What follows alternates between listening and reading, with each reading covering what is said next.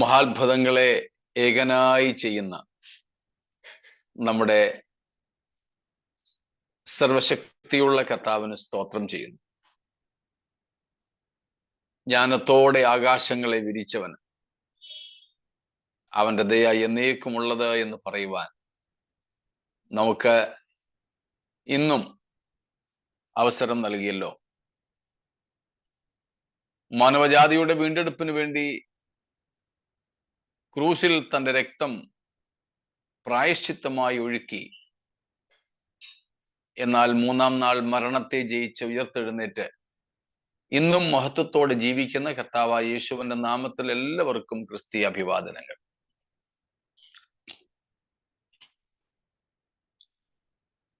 കർത്താവിന്റെ കൃപാകടാക്ഷം നമ്മുടെ മേൽ ഇനിയും ധാരാളം ഉണ്ടാകുമാറാകട്ടെ. നമുക്ക് ഇന്നലെ പഠിച്ചതിന്റെ ബാക്കി ഭാഗത്തേക്ക് പോകാം.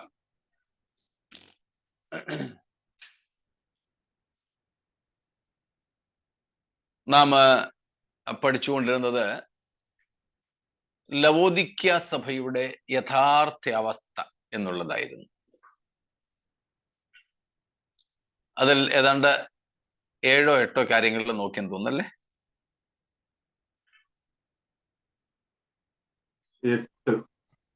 8. ഓക്കെ. 8ൽ നമ്മൾ ആദ്യത്തെ 1-2 എണ്ണം നേരത്തെ പഠിച്ചതാണ്. ലൂക്വാം, ശീതോഷ്ണവാൻ, അതിനെപ്പറ്റി നമ്മൾ കണ്ടു, പഠിച്ചു കഴിഞ്ഞു. അടുത്തത് നമ്മൾ ഇന്നലെ ചിന്തിച്ചുകൊണ്ടിരുന്നത് നിർഭാഗ്യവാൻ അല്ലേ? ഭാഗ്യം കെട്ടവൻ. നിർഭാഗ്യവാനും അരിഷ്ടനും ഏതാണ്ട് ഒരേ അർത്ഥം വരുന്ന പദങ്ങൾ തന്നെയാണ്.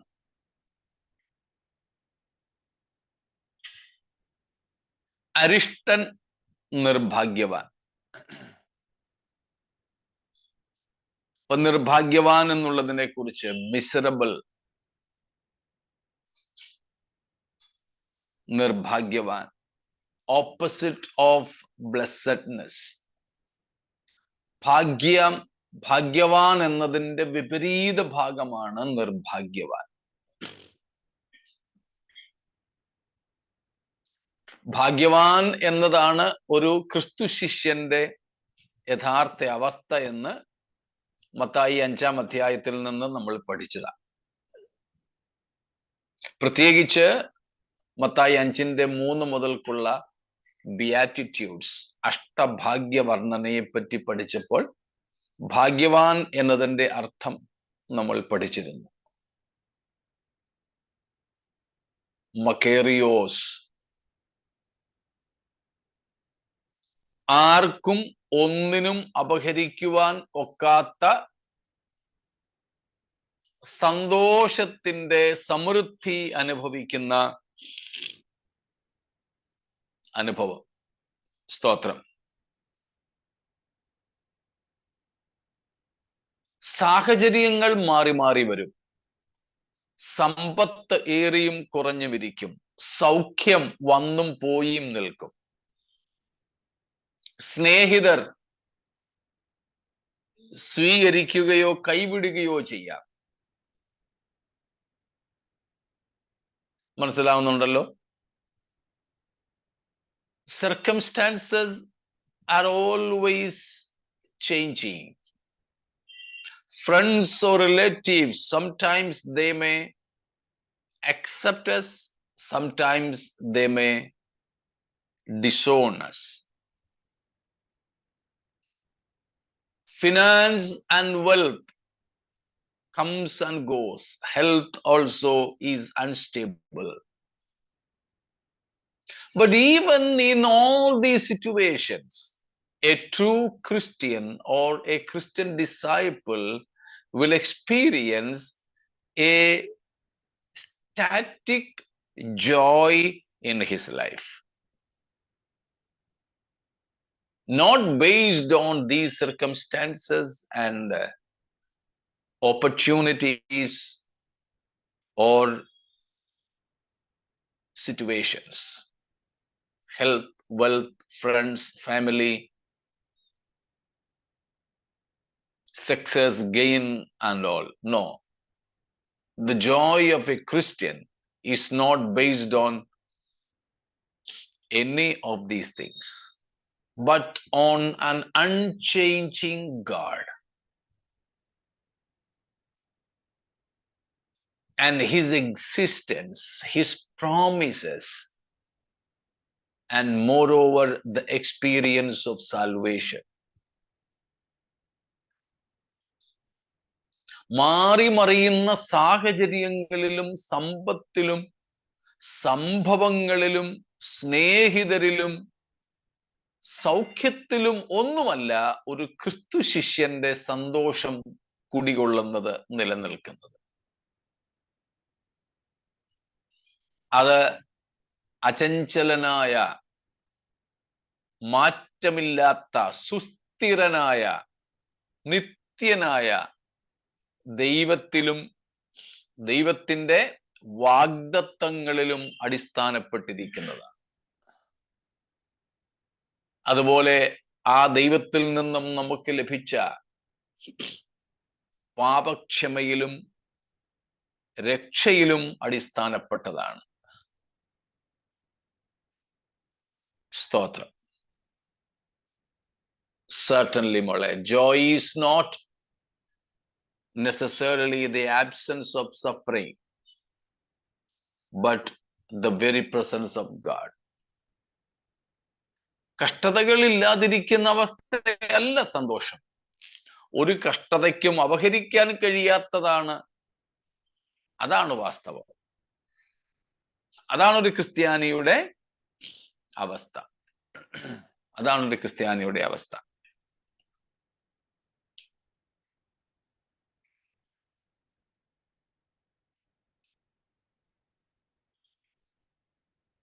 നമുക്കൊത്തിരി ഭാഗങ്ങൾ അതിനെക്കുറിച്ച് അറിയാമല്ലോ. ഈ പറഞ്ഞ മത്തായി 5:3 മുതൽക്കുള്ള വാക്യങ്ങൾ ഒരുപക്ഷെ നമുക്ക് മനഃപാഠമായിരിക്കാം.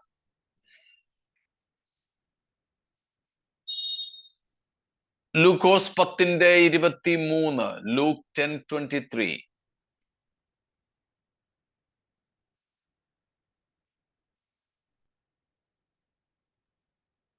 നിങ്ങൾ കാണുന്നതിനെ കാണുന്ന കണ്ണ് ഭാഗ്യമുള്ളത്.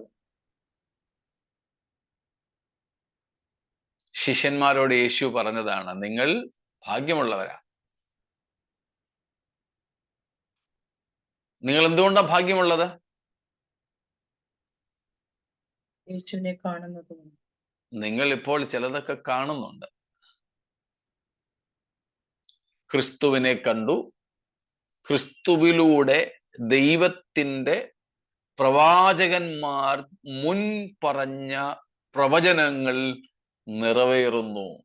ഇതൊക്കെ കാണാൻ അന്ന് പ്രവചിച്ചവര് പോലും എന്ത് ചെയ്തിരുന്നു? അത്യാഗ്രഹത്തോടെയോ അത്യാർത്തിയോടെയോ നോക്കിയിരുന്നു. 1 പത്രോസ് 1:10 വാക്യത്തിലൊക്കെ നമ്മത് കാണുന്നുണ്ട്. തങ്ങൾ പ്രവചിച്ചു യേശു ക്രിസ്തുവിനെ കുറിച്ചും ക്രിസ്തുവിന് വരാൻ പോകുന്ന കഷ്ടങ്ങളെ കുറിച്ചും പിന്നീട് വരാൻ പോകുന്ന മഹത്വത്തെക്കുറിച്ചും ആ നാള് കാണാൻ വേണ്ടി ആഗ്രഹിച്ചു. പക്ഷേ അവർക്കൊരു കാര്യം മനസ്സിലായി.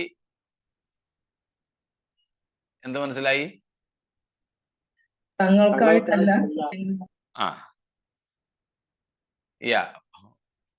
തങ്ങൾക്കായിട്ടല്ല, നിങ്ങൾക്കായിട്ടത്രേ. സ്തോത്രം. പത്രോസ് 1:10 നിന്നാണ് ആ ഭാഗം വായിച്ചത് കേട്ടോ. ആ ഭാഗങ്ങളാണ്. അതുകൊണ്ടാണ് യേശു പറഞ്ഞത്, നിങ്ങൾ ഇന്ന് കാണുന്നവ കാണുന്ന കണ്ണ്. അപ്പൊ കണ്ണെന്ന് പറഞ്ഞതിന്റെ അർത്ഥം കാണുന്നവർ എന്നർത്ഥമാണ്. സിമ്പിളായിട്ട് പറഞ്ഞാൽ, എൻ്റെ ശിഷ്യന്മാരെ നിങ്ങൾ ഭാഗ്യവാന്മാർ. ഇതാണ് കർത്താവ് പറഞ്ഞത്.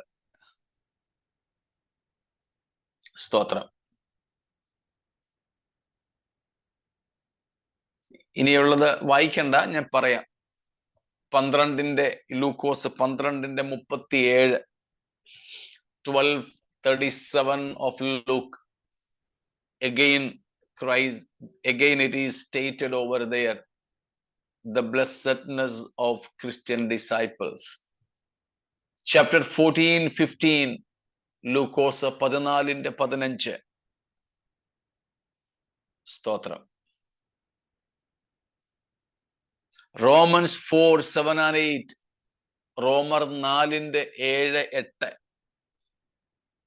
പാപക്ഷമ ലഭിച്ചവരുടെ ഭാഗ്യാവസ്ഥ.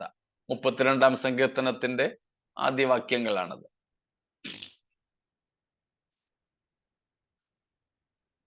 ഇങ്ങനെ ഒത്തിരി വാക്യങ്ങളുണ്ട്.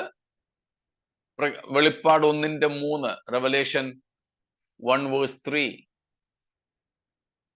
ഈ പ്രവചനത്തിലെ വാക്കുകൾ അഥവാ ഈ പ്രവചനങ്ങൾ വായിച്ച് കേൾക്കുന്നവനും കേൾപ്പിക്കുന്നവനും അനുസരിക്കുന്നവരും ഒക്കെ ഭാഗ്യവാന്മാർ. 14:13, 14:13, അത് വേണമെങ്കിൽ ഒന്ന് വായിച്ചോളൂ. റെവലേഷൻ, വെളിപ്പാട് 14:13. ഇന്നു മുതൽ കർത്താവിൽ മരിക്കുന്ന മൃതന്മാർ ഭാഗ്യവാന്മാർ.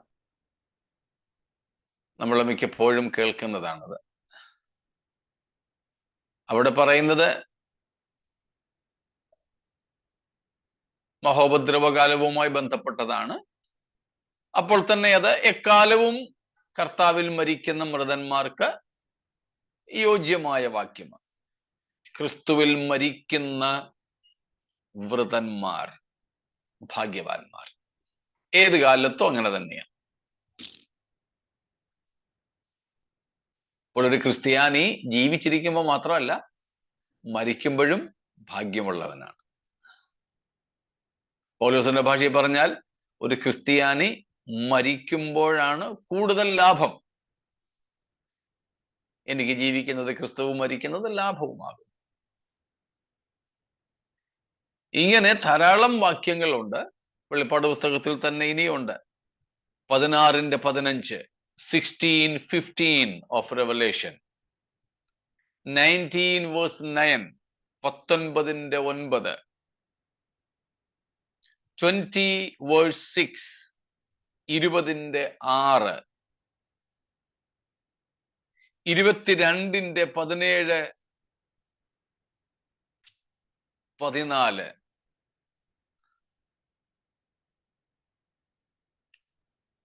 22:14 and 17. That means in very many places in the New Testament it is stated that a Christian disciple's normal default status is blessedness. But the church at Laodicea was just opposite of this blessed state of a Christian.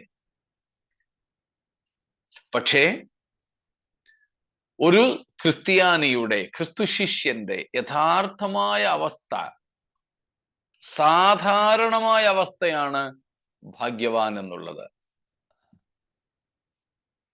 എന്നാൽ ലവോദിക്യ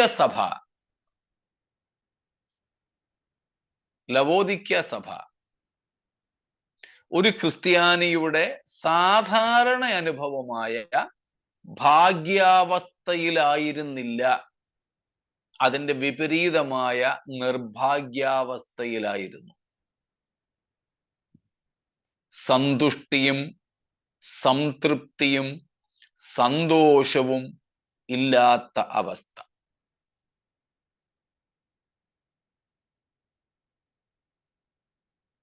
അത് ക്രിസ്തുരഹിതന്റെ അനുഭവമാണ്. ഈ miserable condition, this pitiable state is the default state of a person or a family or a society or a congregation without Christ. ക്രിസ്തു ഇല്ലാത്ത ഒരു വ്യക്തിയുടെ, ഒരു കുടുംബത്തിന്റെ, ക്രിസ്തുവില്ലാത്ത ഒരു സമൂഹത്തിന്റെ, ഒരു സഭയുടെ അവസ്ഥയാണ് ഈ നിർഭാഗ്യകരമായ അവസ്ഥ. ആ അവസ്ഥയിലായിരുന്നു ലവോദിക്യ സഭ. കാരണം 20-ാം വാക്യത്തിൽ നമ്മൾ കാണുന്നു, ക്രിസ്തു ഇല്ലായിരുന്നു അവിടെ.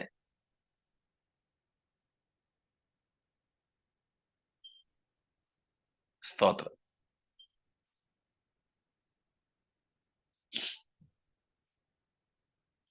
മുമ്പൊരിക്കൽ നമ്മൾ ചിന്തിച്ചിരുന്നു എന്നാണ് എൻ്റെ ഓർമ്മ. ഞങ്ങളുടെ കൊച്ചു സഭയിൽ ഞങ്ങൾ പഠിച്ച ഒരു കാര്യമാണ് ചില ആഴ്ചകൾക്ക് മുമ്പ്. അതിന്റെ റെക്കോർഡിംഗ് നിങ്ങൾ ചിലരൊക്കെ കേട്ട് കാണും. There is a God-shaped vacuum in every person. സകല മനുഷ്യരിലും ദൈവത്തിന്റെ ആകൃതിയിലുള്ള ഒരു ശൂന്യതയുണ്ടത്രേ. A God-shaped vacuum in every person. എല്ലാ വ്യക്തികളിലും ദൈവത്തിന്റെ രൂപത്തിലുള്ള, ദൈവത്തിന്റെ ആകൃതിയിലുള്ള ഒരു ശൂന്യത. ആ ശൂന്യത നിറയ്ക്കാൻ ആർക്ക് മാത്രമേ കഴിയൂ?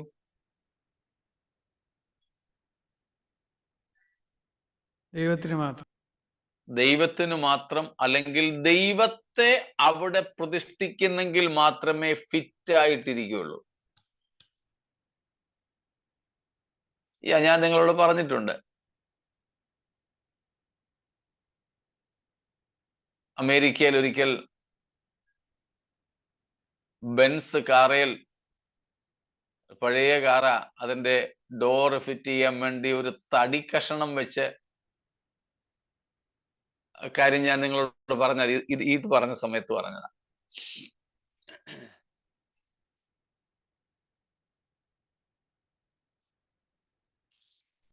ദൈവത്തെ കൊണ്ട് മാത്രം നിറയ്ക്കാൻ പറ്റുന്ന ഒരു ശൂന്യത. ഗോഡ് ഷേപ്ഡ് എന്ന് പറഞ്ഞാൽ ദൈവത്തിന് ഒരു പ്രത്യേക ഷേപ്പ് ഉണ്ടെന്നൊന്നും അല്ല അതിന്റെ അർത്ഥം കേട്ടോ. ദൈവത്തിന് ഒരു പ്രത്യേക ആകൃതി ഉണ്ടെന്നല്ല അവിടുത്തെ അർത്ഥം. ദൈവത്തെ കൊണ്ട് മാത്രം നികത്താൻ കഴിയുന്ന ഒരു ശൂന്യതയാണ്. അതിന് പകരം വേറെ എന്തൊക്കെ വെച്ചാലും ഒന്നും അവിടെ ഫിറ്റ് ആകത്തില്ല, ചേർന്നിരിക്കത്തില്ല.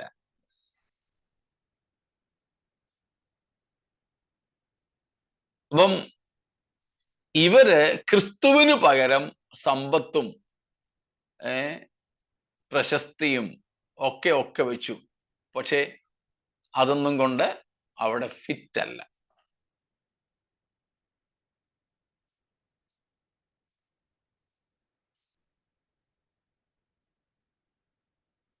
മനസ്സിലാവുന്നുണ്ടല്ലോ? ഇതാണ് സഭയുടെ, ലവോദിക്യ സഭയുടെ യഥാർത്ഥ അവസ്ഥയിൽ അടുത്തത്. മറ്റൊന്നാണ് wretchedness, അരിഷ്ടാവസ്ഥ, അരിഷ്ടത. അരിഷ്ടത. ടലൈപോറോസ്, TALAIPOROS.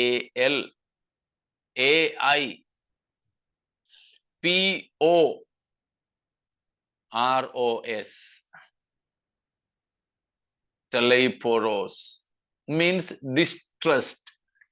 Again, the meaning is miserable, hardship, affliction.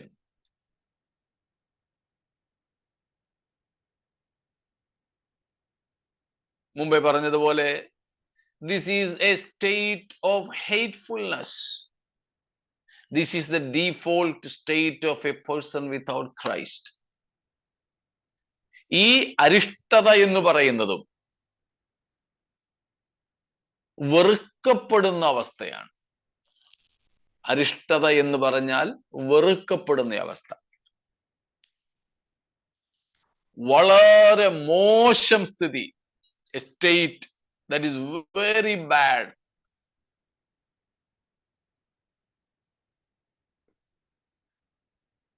വളരെ മോശം. പൗലോസ് അതുകൊണ്ടാണ് റോമർ 7:24 പറയുന്നത്, അയ്യോ ഞാൻ അരിഷ്ട മനുഷ്യൻ. ഓ ഹൗ wretched am I. നമ്മൾ ആ ഭാഗത്തു നിന്നും കേട്ടിട്ടുണ്ട്. ആ കാലങ്ങളിലെ ഒരു ശിക്ഷാരീതി, ജീവനുള്ള ഒരു മനുഷ്യനെ മരിച്ചുപോയ ഒരു മനുഷ്യന്റെ ശവശരീരത്തോട് ചേർത്ത് കെട്ടുക.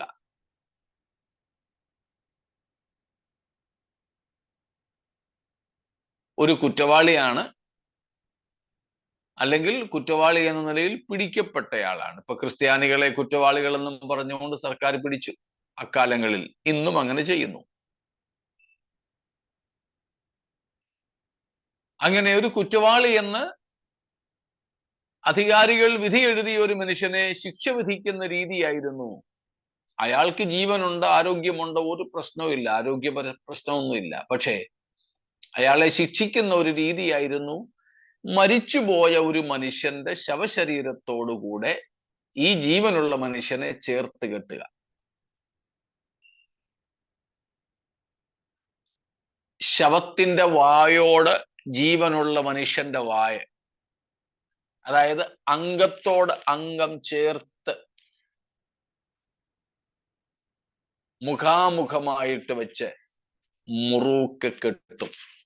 ഒരു തരത്തിലും തനിക്ക് അതിൽ നിന്നും അഴിഞ്ഞു പോരാൻ ഒക്കാത്തതുപോലെ കെട്ടിയിടും. വെള്ളം കുടിക്കാതെയും ആഹാരമില്ലാതെയും ഈ ഹീനമായ അവസ്ഥയിൽ ചില ദിവസങ്ങൾ ഈ മനുഷ്യൻ ജീവനോടിരിക്കും. ഈ ശവശരീരം അഴുകാൻ തുടങ്ങും. അതിൻ്റെ നാറ്റവും അനുബന്ധമായ എല്ലാ കഷ്ടതകളും അനുഭവിച്ച് ഈ ജീവനുള്ള മനുഷ്യൻ ശവത്തോട് ചേർന്നിരിക്കും. ഒടുവിൽ അയാൾ ദിവസങ്ങളെടുത്ത് മരിക്കും. ചിലപ്പോൾ ഇയാൾ മരിക്കുന്നതിന് മുൻപ് തന്നെ മരിച്ചുപോയ മനുഷ്യന്റെ ശവം തിന്നുന്ന പുഴുക്കൾ ഈ ജീവനുള്ള മനുഷ്യന്റെ മൂക്കിലും വായിലും ഉൾപ്പെടെ കയറും. ആ മനുഷ്യന്റെ അവസ്ഥ എന്താണോ അതാണ് അരിഷ്ടത എന്ന് പറയുന്നത്.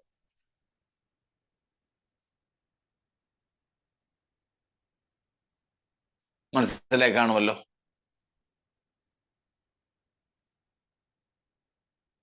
അതിൽ നിന്നും, ഇത് കോടതിയുടെ ശിക്ഷാവിധി ആയതുകൊണ്ട് അതിൽ നിന്നും വിടുവിക്കാൻ, കെട്ടഴിച്ചു വിടാൻ ആർക്കും അനുവാദമില്ല.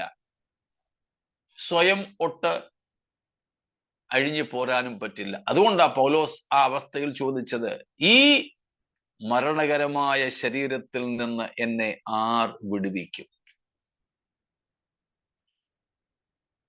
This is the wretchedness or wretched condition.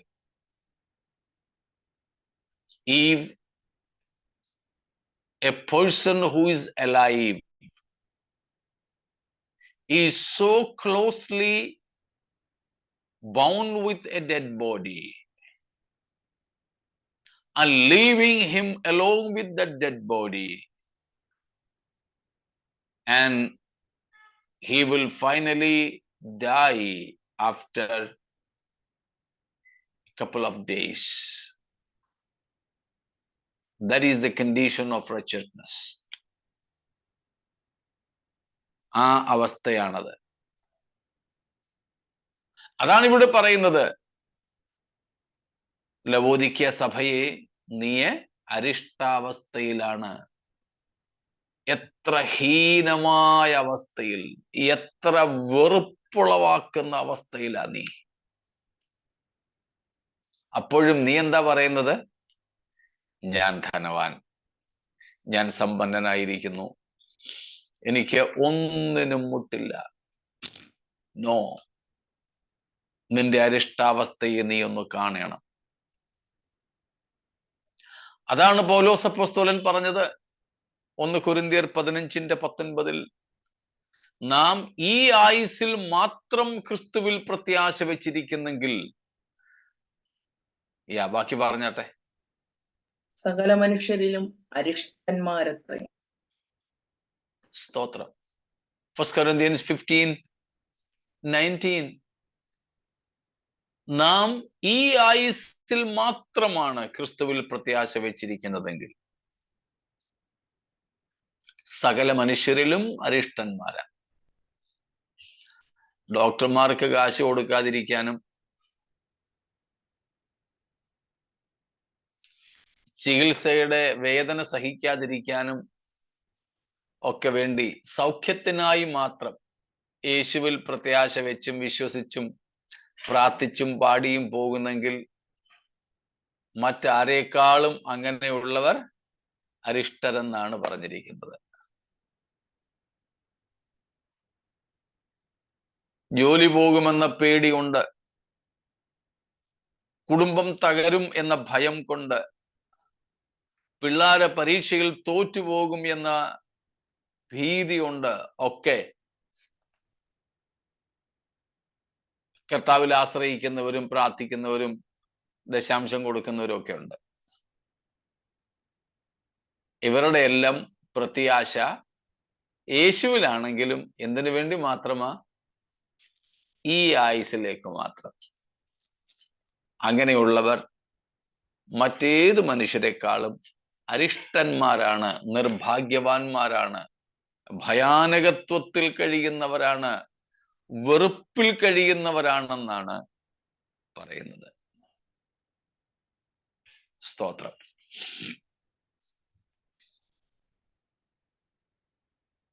സ്തോത്രം. ഇത്രയും കാര്യങ്ങൾ മനസ്സിലായോ?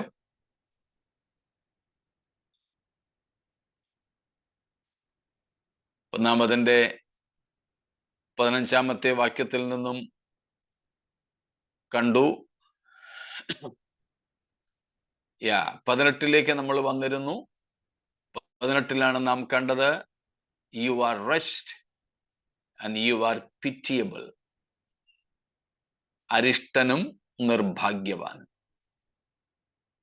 അടുത്തത് ലവോദിക്യ സഭയുടെ അവസ്ഥ 18-ാം വാക്യത്തിൽ കാണുന്നു. നീ ആരാണ്? പൂവർ, ദരിദ്രനാണ്. ദരിദ്രൻ. അതും നമ്മൾ പഠിച്ചിട്ടുണ്ട്. ആത്മാവിൽ ദരിദ്രരായവർ ഭാഗ്യവാന്മാർ എന്ന മത്തായി 5:3 നിന്ന്. ടോക്കോസ്, PTOCHOS, ടോക്കോസ്, not having the necessary things. ഇവിടെ ദരിദ്രൻ എന്ന് പറഞ്ഞാൽ ജീവസന്ധാരണത്തിന് അത്യന്താപേക്ഷിതമായതുപോലും കയ്യിലില്ലാത്തവർ.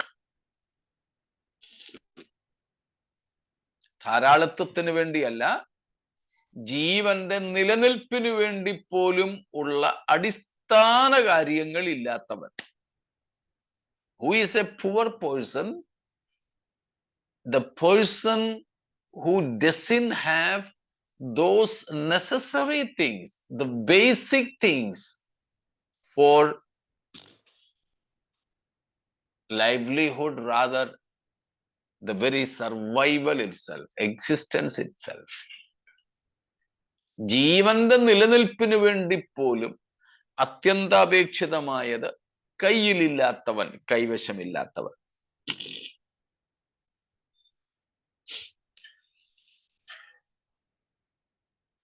അവനാണ് ദരിദ്രൻ. പക്ഷേ ഒരു ക്രിസ്ത്യാനിയുടെ സ്ഥിതി എന്താ? സ്വർഗത്തിലെ സകലവിധ ആത്മീക അനുഗ്രഹത്താലും സ്തോത്രം, സമ്പന്നനാണ്. ഒരു ക്രിസ്ത്യാനി സമ്പന്നനാ. അവന് അത്യാവശ്യം വേണ്ടതൊക്കെ ഉണ്ടെന്ന് മാത്രമല്ല,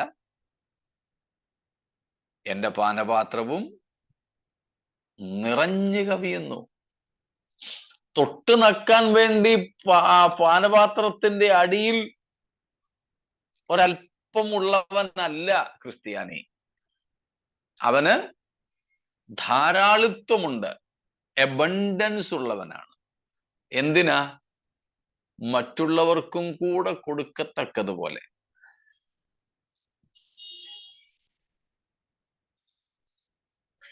ഒരു ക്രിസ്ത്യാനിയുടെ സമ്പന്നത ഭൗതികം അല്ല. സ്തോത്രം.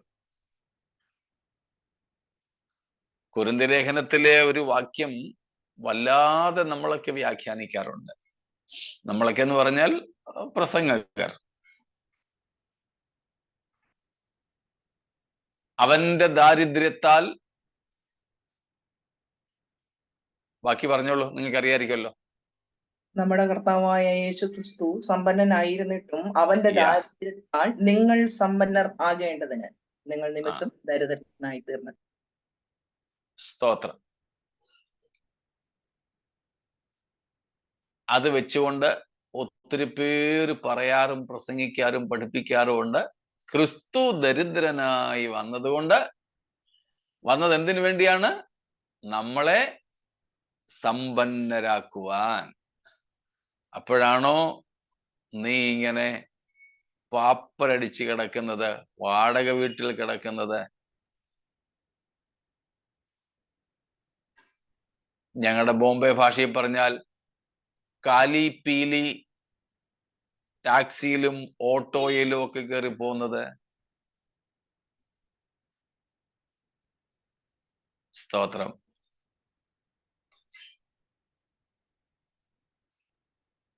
പൈജാമ കുർത്തിയിട്ടുകൊണ്ട് നടക്കുന്നത്. ചൂടത്തായാലും ശരി. ഇന്ന് എന്നോട് ചോദിച്ചു, ചിരിക്കല്ലേ? ഞാൻ പറഞ്ഞില്ല. ചോദിച്ചു, എന്താ പാസ്റ്റർ എപ്പോഴെങ്കിലും കോട്ടും ടൈയും ഇട്ടിട്ടുണ്ടോ എന്ന് ചോദിച്ചു. ഞാൻ പറഞ്ഞു, റെയിൻകോട്ട് ഒത്തിരി ഇട്ടിട്ടുണ്ട്. കോട്ടല്ലേ, കോട്ട്. ടൈയോ? ഞാൻ പറഞ്ഞു, ഒരു പ്രാവശ്യം കെട്ടിയിട്ടുണ്ട്. അദ്ദേഹം തന്നെ ഇങ്ങോട്ട് ചോദിച്ചു, അപ്പം ബൈബിൾ സ്കൂളിലെ ഗ്രാജുവേഷൻ ആയിരിക്കും അല്ലേ? ഞാൻ പറഞ്ഞു, അതെ. ബൈബിൾ സ്കൂളിൽ എല്ലാവരും ടൈ കെട്ടണമെന്ന് ഉണ്ടായിരുന്നത് കൊണ്ട് അന്ന് ആകെയും പോകുകയും ഒരു പ്രാവശ്യം ടൈ കെട്ടിയിട്ടുണ്ട്. ഇതാണോ സമ്പന്നത? ചൂടത്തും ടൈ കെട്ടിയും കോട്ടിട്ടുകൊണ്ടും നടക്കുന്നതാണോ? ഒത്തിരി സമ്പത്ത് കൈവരിക്കുന്നതാണോ? ലോകപ്രകാരം ധനവാന്മാരാകുന്നതാണോ? ക്രിസ്തു ദരിദ്രനായി തീർന്നെന്നും നമ്മളെ സമ്പന്നരാക്കാനാണെന്നും ഒക്കെ പൗലോസ് കൊരിന്ത്യ ലേഖനത്തിൽ പറഞ്ഞിരിക്കുന്നതിന്റെ അർത്ഥം അല്ല. ഏത് സമ്പന്നതയാ നമുക്ക് ലഭിക്കുന്നത്? Praise God. ദൈവവിഷയമായിട്ടുള്ള സമ്പന്നത, ആത്മീയമായ സമ്പന്നത. ഭൗതികമല്ല ഇവിടെ പറയുന്നത്. അപ്പോൾ ഒരു ക്രിസ്ത്യാനി സമ്പന്നനാണ്. കഞ്ഞി കുടിക്കാൻ വകയില്ലെങ്കിലും ഒരു യഥാർത്ഥ ക്രിസ്ത്യാനി ധനികനാണ്, സമ്പന്നനാണ്. സ്തോത്രം. എന്താ ഒരു ക്രിസ്ത്യാനി സമ്പന്നനാണെന്ന് പറയുന്നത്?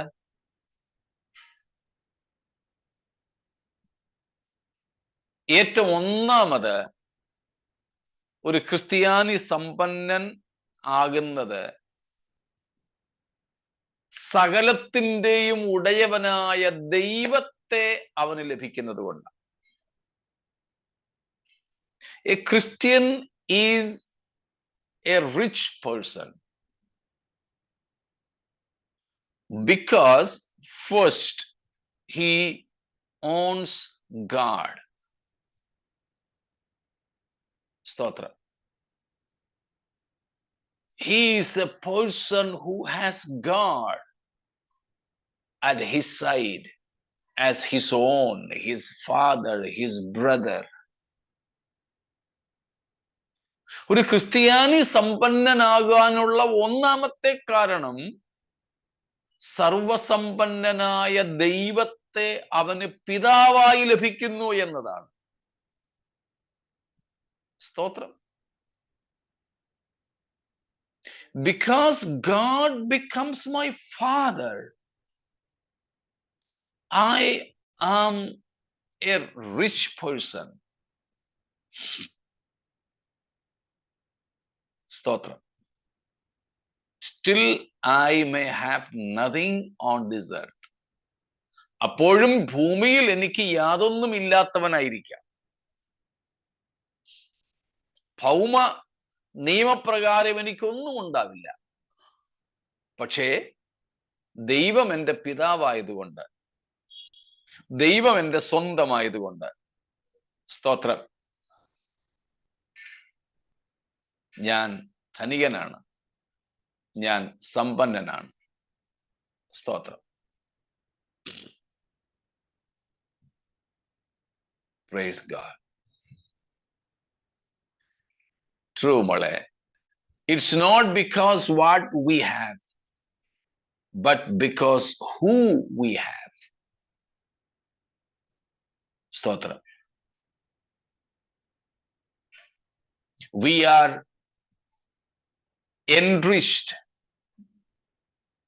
in Christ with all abundance of life and riches of grace and glory of God.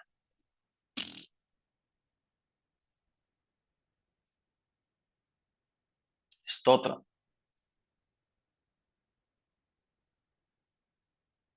കർത്താവ് നമ്മെ ധനികരാക്കിയിരിക്കുന്നത് ഏത് വിഷയത്തിലൊക്കെയാണെന്ന് നമ്മൾ ബിയാറ്റിറ്റ്യൂഡ്സിൽ പഠിച്ചിട്ടുണ്ട്.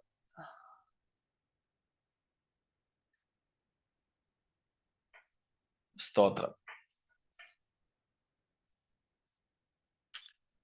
ഇന്നലെയും നമ്മൾ എഫെസ്യ ലേഖനത്തിൽ നിന്ന് വായിക്കുകയുണ്ടായി കർത്താവിന്റെ കൃപയുടെ ധാരാളിത്വം നമുക്ക് പകരുന്നതിനെ കുറിച്ച്. സ്തോത്രം. പണ്ട് നമ്മൾ വായിച്ച മറ്റൊരു വാക്യവും കൂടെ യാക്കോബിന്റെ ലേഖനത്തിൽ നിന്ന് വായിക്കാം. ജെയിംസ് 2:5. യാക്കോബ് 2:5. ദൈവം ലോകത്തിൽ ദരിദ്രരായവരെ വിശ്വാസത്തിൽ സമ്പന്നരും തന്നെ സ്നേഹിക്കുന്നവർക്ക് വാഗ്ദത്തം ചെയ്ത രാജ്യത്തിന്റെ അവകാശികളുമാകേണ്ടതിന് തിരഞ്ഞെടുത്തില്ലയോ? സ്തോത്രം. ദരിദ്രന്മാരെ, അവിടെ പറയുന്ന ദാരിദ്ര്യം ഭൗതിക ദാരിദ്ര്യം. അങ്ങനെയുള്ള ഭൗതിക ദരിദ്രന്മാരെ ദൈവം തിരഞ്ഞെടുത്തു. ഭൗതികത്തിൽ സമ്പന്നരാക്കിയോ?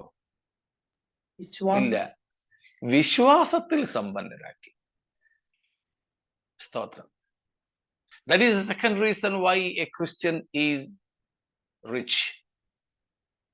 ഒരു ക്രിസ്ത്യാനി സമ്പന്നനായിരിക്കാനുള്ള രണ്ടാമത്തെ കാരണം ദൈവം അവനെ തിരഞ്ഞെടുത്ത് വിശ്വാസത്തിൽ സമ്പന്നനാക്കി.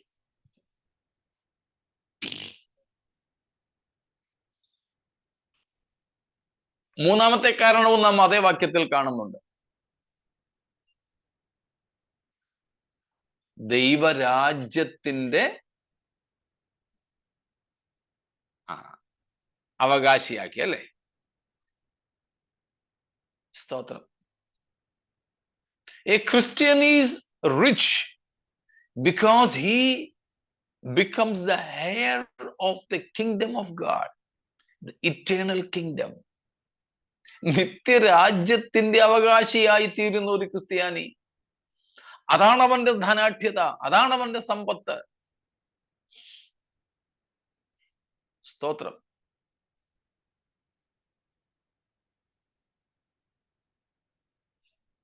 Praise God.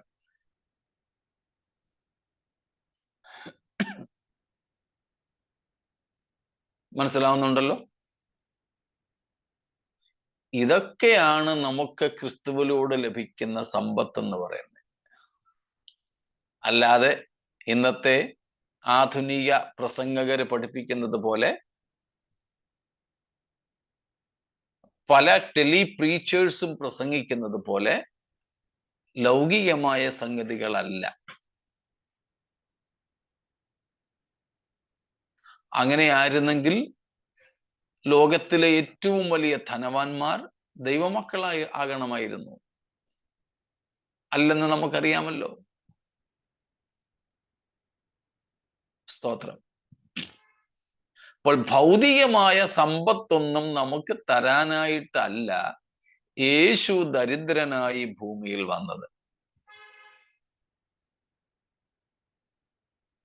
സ്തോത്രം. അങ്ങനെയായിരുന്നെങ്കിൽ പൗലോസ് അപ്പോസ്തലൻ വിളിക്കപ്പെട്ട സമയത്തേക്കാൾ സമ്പന്നനായിട്ട് വേണമായിരുന്നു മരിക്കേണ്ടിയിരുന്നത്. അങ്ങനെ അല്ലെന്നുള്ളത് നമുക്കറിയാം. അപ്പോൾ ഒരു ക്രിസ്ത്യാനി സമ്പന്നനാകാനുള്ള ഒന്നാമത്തെ കാരണം അവൻ ദൈവത്തെ തൻ്റെ സ്വന്തമായി പ്രാപിക്കുന്നു. 2, വിശ്വാസത്തിൽ അവൻ സമ്പന്നനാക്കപ്പെടുന്നു. വിശ്വാസത്തിൽ, ആത്മീയത്തിൽ, ദൈവവിഷയമായി എന്നൊക്കെ നമുക്കതിനോട് പറയാം. 3, ദൈവത്തിന്റെ നിത്യരാജ്യത്തിന്റെ അവകാശികളായി നമ്മൾ തീരുന്നു. 4, why a Christian is rich? Because he is bought with a great or a greater price. He himself is purchased with a higher price. 4ാമത്തെ കാരണം ഒരു ക്രിസ്ത്യാനി സമ്പന്നനായിരിക്കാൻ അവൻ തന്നെ വിലയേറിയവനായി തീരുക. എങ്ങനെ? ഒരു വലിയ വില കൊടുത്ത് അവനെ വാങ്ങിയിരിക്കുന്നു ദൈവം. സ്തോത്രം. ഈ ഒരു സെൽഫോൺ, ഈ മൊബൈൽ ഫോൺ, ഇതിന്റെ വില എന്താണ്? ഞാൻ എന്തു വില ഇതിന് മുടക്കിയോ അതാണ് ഇതിന്റെ വില. അതുകൊണ്ടാണല്ലോ റീറ്റെയിൽ ഷോപ്പുകാർ നമ്മുടെ കയ്യിൽ നിന്ന് കൂടുതൽ കാശ് വാങ്ങുന്നത്. കാരണം മറ്റു പലയിടത്തു നിന്നും വാങ്ങി വന്നപ്പോൾ അവന് കൂടുതൽ പണം ചിലവായി ഇതിന്. അതുകൊണ്ട് അതും കൂടെ ചേർത്ത് നമ്മുടെ കയ്യിൽ നിന്ന് മേടിക്കും.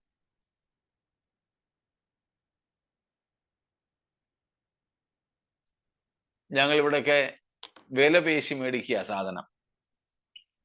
എവിടെ പോയാലും വില പേശുന്ന ഒരു പരിപാടി. എവിടെയൊക്കെ ആദ്യം വില ചോദിക്കും. എന്താ വില അതിന്? 40 രൂപ കിലോ. കുറയ്ക്കത്തില്ലയോ? ഇല്ല. എന്നാ വേണ്ട. അപ്പോഴത്തേക്കും ചോദിക്കും, എത്ര വേണം നിങ്ങൾക്ക്? 1 കിലോ. 5 രൂപ കുറച്ച് തന്നേരെ. ഇല്ല, 10 രൂപ കുറയ്ക്ക. അപ്പൊ പറയും, ഞാന് 30 രൂപയ്ക്ക് മേടിച്ചതാ, എനിക്കൊരു 5 രൂപ കിട്ടണ്ടേ? അവന്റെ മുടക്കുമുതലാണ് അവന്റെ വില. ഒരു സാധനത്തിന് ഒരുത്തൻ എന്ത് മുടക്കുമുതൽ ചെയ്തിട്ടുണ്ടോ അതാണ് വില. നമുക്ക് വേണ്ടി എന്താ മുടക്കുമുതല്? സ്തോത്രം. ദൈവം തനിക്കുള്ളത് മുഴുവനും നമുക്ക് വേണ്ടി ചിലവാക്കിയല്ലേ നമ്മെ വിലക്കെടുത്തത്. നമ്മൾ സാധാരണ കേൾക്കുന്നത് പോലെ ദൈവത്തിനൊരൊറ്റ പുത്രനെ ഉണ്ടായിരുന്നുള്ളൂ, ഏകജാതൻ. അവനെ നമുക്ക് വേണ്ടി എല്ലാവർക്കായും ഏൽപ്പിച്ചു തന്നു. യേശു തന്റെ വിലയേറിയ രക്തം നമുക്ക് വേണ്ടി ക്രൂശിൽ തന്നാണ് നമ്മെ വീണ്ടെടുത്തത്, വിലയ്ക്ക് വാങ്ങിയത്. അങ്ങനെ അത്ര വലിയൊരു വില നമുക്ക് വേണ്ടി മുടക്കിയത് കൊണ്ട് ആ മുടക്കുമുതൽ അനുസരിച്ച് നാം ധനവാന്മാരാണ്, സമ്പന്നരാണ്. അതുകൊണ്ടാ നമ്മൾ ഇന്നലെയും മിനിയാന്നൊക്കെ വായിച്ച പറഞ്ഞു വിട്ട എഫേസ്യർ 1:18 വാക്യത്തിൽ പൗലോസ് പ്രാർത്ഥിച്ചത്, നിങ്ങളുടെ ഹൃദയദൃഷ്ടി പ്രകാശിപ്പിച്ചിട്ട്, അവന്റെ വിളിയാലുള്ള ആശ അത് പോട്ടെ. രണ്ടാമത്തെ കാര്യം, വിശുദ്ധന്മാരിൽ അവന്റെ അവകാശത്തിന്റെ മഹിമാധനം ഇന്നതെന്ന് നിങ്ങൾ തിരിച്ചറിയാൻ ഞാൻ നിങ്ങൾക്കായി പ്രാർത്ഥിക്കുന്നു. 3 കാര്യങ്ങളുണ്ട്, അതിൽ രണ്ടാമത്തെ അത്. വിശുദ്ധന്മാരിൽ ദൈവത്തിന്റെ അവകാശത്തിന്റെ മഹിമാധനം,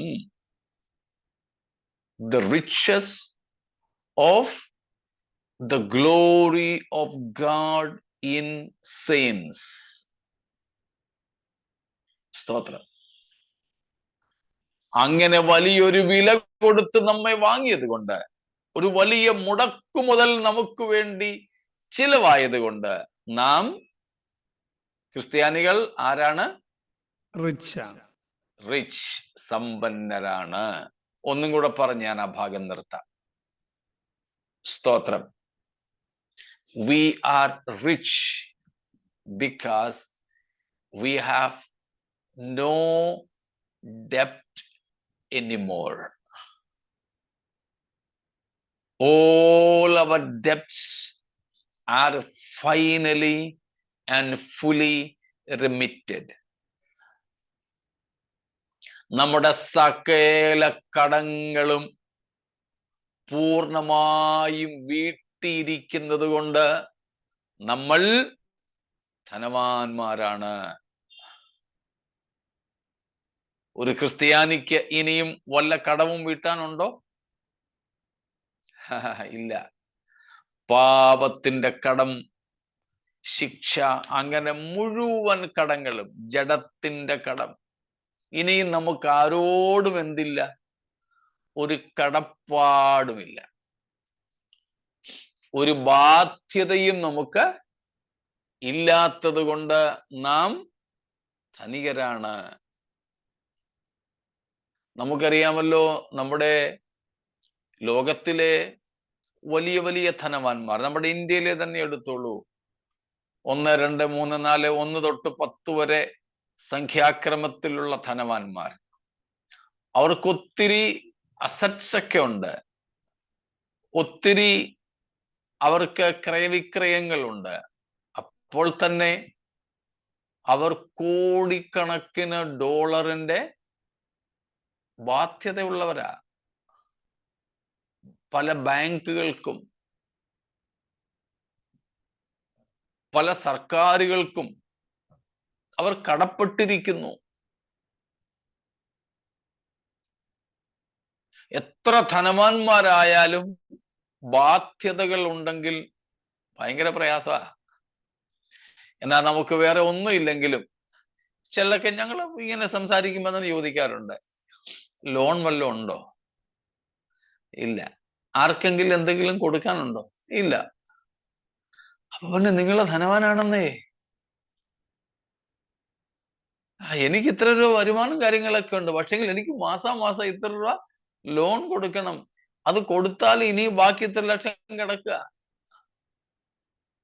എനിക്ക് വീടുണ്ട്, വണ്ടിയുണ്ട്, പക്ഷെങ്കിൽ ലോണില്ല. സംഭവം ബാധ്യതയാ എനിക്ക്. പക്ഷേ ഒരു ക്രിസ്ത്യാനി സമ്പന്നനായിരിക്കുവാനുള്ള 5ാമത്തെ കാരണമാണ് അവന്റെ സകല ബാധ്യതകളും ഒടുക്കത്തെ കാശുവരെ പൂർണ്ണമായും നമ്മുടെ കർത്താവ് കൊടുത്തു തീർത്തു കഴിഞ്ഞു. We are no more indebted. ഒരു ബാധ്യതയും ഇല്ലാത്തവരാണ് നാം. ഇങ്ങനെ പല കാരണങ്ങളുണ്ട്. അതിൽ ഞാൻ ചിലത് ഓർമ്മ വന്നത് പറഞ്ഞെന്ന് മാത്രമേ ഉള്ളൂ. ഒരു ക്രിസ്ത്യാനി ധനവാനായിരിക്കുന്നതിനുള്ള കാരണം. പക്ഷേ ലവോദിക്യ സഭയോട് പറയുന്നു, കുഞ്ഞെ, നിനക്കിതൊന്നും അവകാശപ്പെടാൻ പറ്റുന്നില്ല. നിനക്ക് ദൈവമില്ല. നീ ക്രിസ്തുവിൽ നിന്ന് അകന്നവനാണ്. നിനക്ക് ഒത്തിരി ബാധ്യതകളുണ്ട്. അങ്ങനെ പല കാര്യങ്ങൾ. അതുകൊണ്ട് നീ എങ്ങനെ ഇരിക്കുന്നു?